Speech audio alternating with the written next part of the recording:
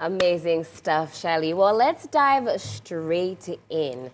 And we're going to be talking about a pandemic which is far from over. The Ghana AIDS Commission revealing, quite shockingly, that some over 100,000 individuals living in Ghana may be infected with the HIV infection and don't know a thing about it.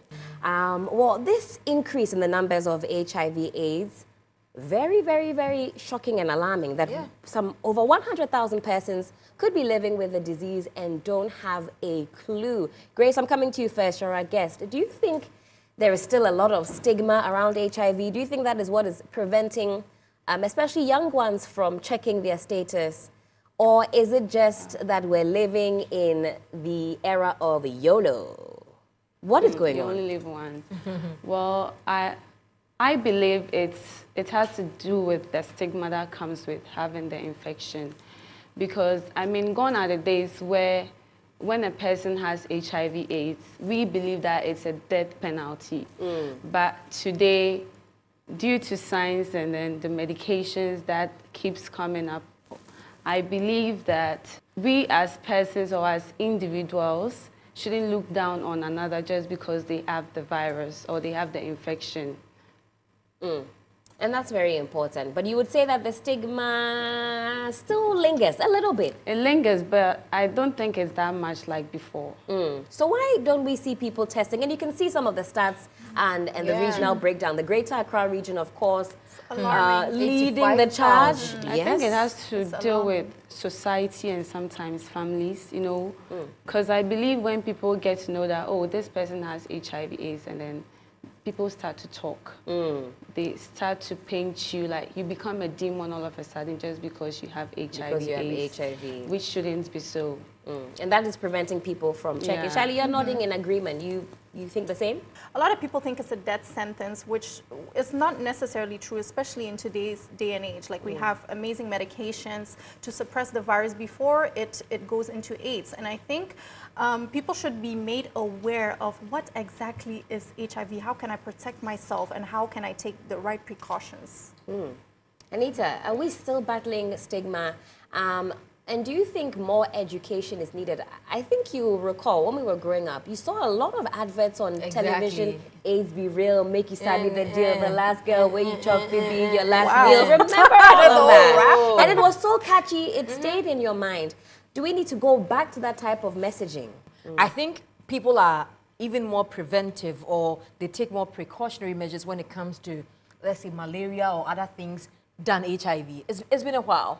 If not for the fact that I may read a story or read something in the papers that hovers around HIV or AIDS, or maybe the Ministry of Health is doing something in that regard. Any of those things, I hardly really hear much about it like previously, because some 15 years ago, when that whole campaign started, it was huge. It made a lot of us aware of certain things, but unfortunately, what is still making the stigma, you know, a bit some way, despite the fact that we have the antiretroviral drugs, and you can still even have kids, you know, be with your partner, live a normal life, even when you have it. But the problem was that I remember years ago when it was fresh, they told us that even when this cup, I drink from it and I have it, and Helen drinks from it, Helen will get it. It was more of how we were educated about COVID. How, you know, it's easily transmitted, and it became like an airborne disease. And I think a lot of people still have that perception about HIV. That's right. People still think that, oh, it's somewhere in here, you can even sniff and then get it. That education, I feel, we need to do better with it. But looking at the numbers, Helen, I am shocked to the bone. And I'm wondering how many people I've met in the Greater Accra region who have AIDS and I didn't know. Not met as in met, but I'm talking hello, nice to meet you. Hello, hi, met. Got it. Because 85,403 in Accra. And that's of the people that are recorded. Because bear in mind, some people will get tested and not even go back for the results. It's staggering. The Ashanti region, 72,429. Eastern region, 46,339. I'm wondering, how many of even these people are taking their medications serious? How many of them are not giving it to other people? I read a story online, and the young lady was like, she got the infection from her boyfriend. I see. And the gentleman knew he had it. Wow. And kept quiet about it. So later, when she found out, she also decided that I will spread it. Wow. It's My payback time. goodness. I will give it to other men because the one who gave it to me wasn't considerate enough. So imagine having this kind of mentality. And there are people like that out there. That's right. Who have it and they decided that, okay, I just want to avoid the stigma. I wouldn't want to be, looked at in a certain way. So I will not even check. There are even husbands living with their wives who have it and their partners do not know. And in fact, that we're bad? told that is the number one way in which it is spread, actually in monogamous relationships. Yeah. And we know that women bear the brunt of this by having higher numbers of HIV infections. Of course, because of the very receptive anatomy that we have, it's easier for women to get a host of diseases, especially with HIV. And Anita, you make a very strong point about the way in which the messaging was presented to us years ago. Of course, also at that time, to be fair to medical practitioners, they were also learning about the disease. But if we cast your mind back, it was very like fatalistic. Once you get HIV, forget about it. Now we know through the advancement of medicine that if you have HIV and you take your medication daily as prescribed, you can almost nullify your viral counts. They check your blood and it's almost as if there isn't anything there. We're told that you can live a full and healthy life. But I definitely want to encourage everybody to know their HIV status and go and get tested. I get tested throughout the year as and when it's necessary. I think I got tested some 2 months ago for a host of other things. And I'm always quite open. Whenever I get tested, I'll go on social media because I know there's somebody... You want to share it? Wow. You share your status? I am currently HIV negative. You are negative? Yes. Oh. And that's because I've checked and I know. If it were the other way around, I'm not sure if I would But disclose. some people have the perception that what you don't know doesn't kill you. Sadly. So they will Sadly. rather not check and then live Sadly. thinking, I am positive. Sadly. And who does that help? Listen, that is born out of a place of fear and anxiety. If you know, what you can do is take steps to live a full, healthy, and happy life. Maybe you don't want to disclose it to anybody but maybe your partner or your close family. But even just for yourself, go and check. Knowledge is power. And then you get your medication and then you move forward. The world is advancing, but I know that it can be very daunting. There's somebody that's watching us this evening and their stomach is churning because that used to be me. And even sometimes when I get checked out, I get that feeling in my stomach. But I know that it may be positive? That anything could happen. Why not? Look at the numbers. People don't disclose their statuses. As human beings, we can be impulsive, and that is the natural way. We're sexual beings, but we're shamed into pretending that we're not. We are not. Then we are not. We are not. We are not. We are good. We are not. And then we don't find out. But I'm passionate about this because I have been there. I know what it's like when your mind is turning. Maybe you went out and had an encounter that you were not so proud of. You didn't do the right thing. Listen, we've all been there. Don't let anybody shame you, but be informed and be empowered so you can make better decisions in the future. Yeah, and you know, one other thing that we're not talking about quite a lot like we used to when it comes to AIDS is the barbering shops, the saloons, places where sharp objects are used. You go to the spa, you want to get a pedicure done. You're not thinking of what is being used on you. What if it's been used on the other person? You go for a shave and all you're thinking of, oh, I'm looking good. You're not thinking if there was a cut when it was used on the other person. The shop, are they sterilizing their tools? What are they doing? I check all of those things because I make sure that I'm in safe hands. Yeah. I agree. Now, something that has recently been launched that I think is quite exciting on our shores is the HIV at-home self-testing kits. So now you don't have to go to a clinic, for example, and queue up and go to the section that we know you're paying for your STI test, for example. That alone. Is that something that, it might like you don't want to. It might scare people. So now that this home testing kit has been deployed and some people are already using it, I myself have used a few home testing kits, not in Ghana as yet, but in the past, where it's very simple. You prick your finger and then you're able to use a reactant. Biomedical scientist here, so she can let us know more about that. I love this. Exactly. Grace, do you think now that we have these home testing kits, it'll encourage more people to test because they don't have to leave the house? Yeah, I think the introduction of the home testing kits could help matters because, I mean, like you said, people, due to the stigma, they prefer they do it at home. And I also believe one way that the virus gets transmitted sometimes is mother to child.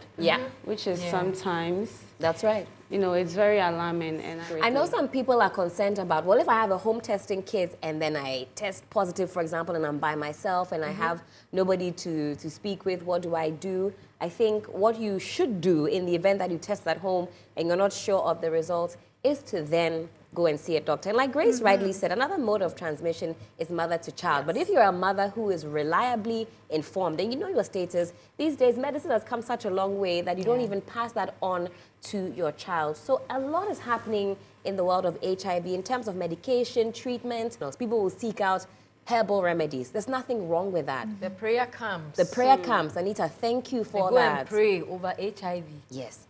But take your medication along with the prayer. Miracles do happen. But take your medication and feel better. But you know, there's also the other side where in this day and age, apart from the few single Pringles, almost everyone is active in a sexual way. That's right. But imagine being in a situation where you're with this person and then you talk about making sure that you're safe, getting tested, and all of that. Do you think a lot of the relationships will still exist? Because in a case where it's either we are preventing or taking precautionary measures and making sure we do not get it, but in the other case, when we get it, what happens? Do you think people are even open enough to tell their partners that, oh, let's get tested, let's check every month, or every 2 months, every 3 months? Don't you think that would have also reduced the numbers we're having? Because even before you are active with someone, do you have those conversations with Bebelino?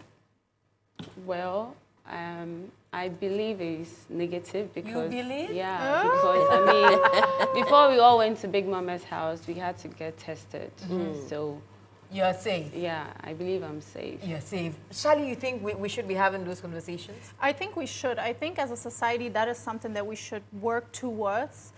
Because the stigma is still there, I think people are not having the conversation with their partners, but it shouldn't be something that we are scared to talk about, and that is where sensibilization comes in, where those campaigns are very important to make it something that is okay to talk about, just like we speak about COVID and the flu. I think it's so important that people feel safe also in the relationship, within the relationship, without judgment, to speak about these things, because if you don't know, people might have trust, blind trust in your partner, and that's how it should be. But I'm sure, like the story that you just told, the girl was blindly trusting her boyfriend, and then she contracted HIV, which could have been prevented by just opening up, being honest, taking responsibility and accountability. I think that's also a very important factor. Like, people don't want to know because they don't want to take responsibility. They don't want to take accountability for their actions, and I think we all should be sensible human beings and take responsibility for our own actions. Sensible human I agree beings. with that. If you're old enough and mature enough to have sex, you should be mature enough to have these conversations. Exactly. It concerns your health and the health of others, and that is nothing to play with. So, Grace, what have you currently been working on, and how is life after Perfect Match Xtra? Okay, so currently I'm trying to bring out a lash line, which is Fluffy Bar. Wow, amazing. What's the lash line called? Fluffy Bar. Hey, come Oh, okay. And it's still in the manufacturing process. I think in 2 weeks' time they are going to be ready. I want to try them. Okay, don't worry, I'm bringing you one. I'm bringing each and every one of you one set each. So I don't want one set. how many do you want? Like 10, 15. Is it a dramatic type? Fluffy. You know, so we have it in 3 types. We have the Gralino lashes. Hey. We have the Giami lashes. Wow. And we have the Lino Empire lashes. You want to continue preparing us, even with eyelashes, you want to prepare us. I'm not peppering anybody. Which one is the one that when you blink, you start flying? That's the one I want. That's a Giami. Come on. Because they are dramatic. So Okay. Wow. And talking about drama, you know, these days it's like when you hop on any reality show and you are not dramatic, you don't bring the violence and all the skirmishes, it's like people don't really notice you. What is contributing to that? Because a lot of people hop on reality shows and they want to be all over the place. Well, I don't think it's about being dramatic. Like I always say, it's a reality show, so just be yourself. Were you yourself? I was myself throughout. Just be yourself, like I always say. And because that was what I did. I was always myself on the show. Can you give us an example of when you felt really triggered? Yeah. Well, I remember this day when Sandra and Jato, I think they called other housemates and they were like, I made them look a certain kind of way to Ghanaians, so I have to apologize to them. Ayeka. And I was like, why do I need to apologize to you too? Was it the Saturday live show? Yes. So because I said I was disappointed and disrespected because of something that happened in the house, they felt I was painting someone black to the public, so I have to apologize in the house. And I was like, why do I have to apologize? That was how I felt. At that point, do you feel like this thing I am not doing again? Like, I think I said it on the show. I was like, you know what? I just want to go home. You were fed up. I was like, I want to go home because, like, the attacks were just too much. Like, it was just too much. And like I always said, from the beginning of the show, I felt really alone because I didn't have anyone that I could really confide in and talk to. It was later on that Bibi came, and then I became, you know, cool with her, and then we started vibing and all of that, and I felt like she was someone that I could trust and talk to. You found that person. He was also jilted. Yeah. That whole turnaround, do you think that was what worked the magic, and that is what has gotten Ghanaians super in love with you guys? Well, I think our story is a beautiful one because, like you said, he also lost his partner on the show and I lost mine. And per what we were told, for the first week, there was going to be no eviction. So whether we liked it or not, we were going to be paired with each other. And that was a big deal for me because I was like, I don't like this guy. Why do people want to pair me with this guy? I remember speaking to some of the producers of the show. I was like, are you guys going to bring new guys? Because the person you are pairing me with, it cannot work. So please, are you going to bring new guys? Like, I think throughout that first week we got paired, that was the questions I kept asking the producers, and they were like, they are going to bring new guys. First, they didn't tell us they were going to bring new guys. They were like, no. This is it. This is it. So you have to deal with it. Make sure it works, or you guys just... And you made it work. Yeah. You made it work. Yeah. Wow. Oh, she did a good job. I saw videos of you teaching him, how to read, how to carry himself. High five. Wife material. She did. That is what you should be doing. Grace says we should explore a different type. Okay, so for example, let me tell you my spec. Hey, What's your Okay, type? so usually I would say 6 foot and above. Okay, macho, hinge, bole. I like them super dark skin as well. I tend to lean towards bogus. You know, I like to be toasted in a particular way. Or hima, kakra, sweetie, what can I get you, kakra? That's usually my very specific type. I don't like guys with tattoos. You don't? That's my spec. Bebe has tattoos. Okay. So you don't like them?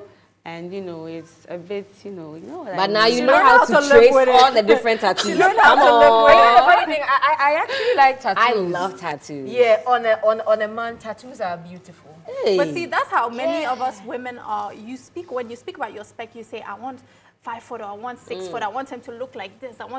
It's much more important how a man is treating you. Yes. My sister, I'm telling you, it's much more important. That is sometimes His too. character is very important That because is sometimes true. we might be blinded by looks, and he might look amazing and he might be your spec. But at this point, between you and your partner, are you thinking of the number of hearts you are going to break if at any point it doesn't work out? And what are you working towards making it work out? Well, no one knows tomorrow. And like I always say, I keep thinking about the positive side of every situation. And I might not know his real intentions towards me, but so far with what I've seen, I believe it's going to work. Yeah. Positivity all So day. the last line, what's going to happen if, God forbid, touch wood, things don't go that way? Well, it's not together. together. Oh, okay. That's just But there's a my- line called Gralino Lash.